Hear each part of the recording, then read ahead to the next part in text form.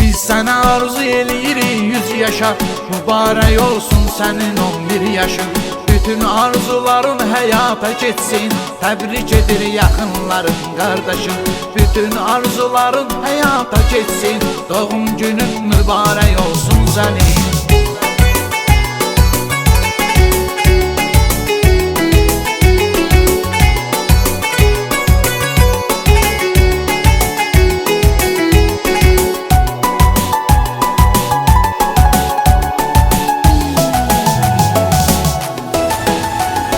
Tamam olubdur sənin 11 yaşın, həyatda olmasın qəmin göz yaşın. Təbrik edir səni Mirəsən qardaşım, doğum günün mübarək olsun qasım.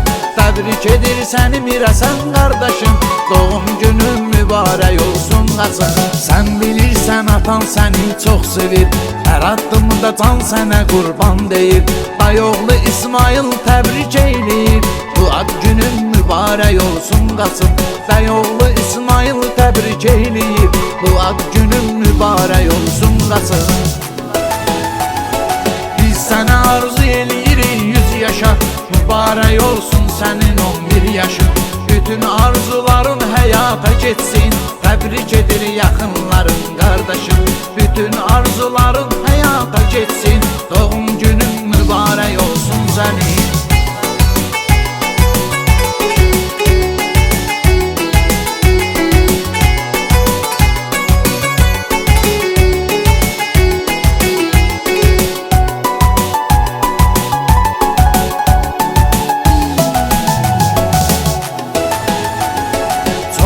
Ürəyimizdə məhəbbət sənə, biz dilərik ailə səadət sənə.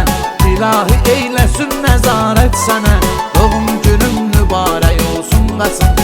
İlahi eyləsin nəzarət sənə, bu ad günün mübarək olsun qasım. Ailəmizin saf arzu saf diləysən, sən evimizin yaraşığısan bəzəysən. Sən atanın qasım döynən ürəksən, doğum günün mübarək olsun sənin. Sən atanın qasım döynən ürəksən, doğum günün mübarək olsun sənin.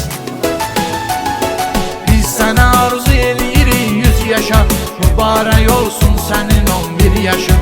Bütün arzuların həyata geçsin, təbrik edir yaxınların qardaşım. Bütün arzuların həyata geçsin,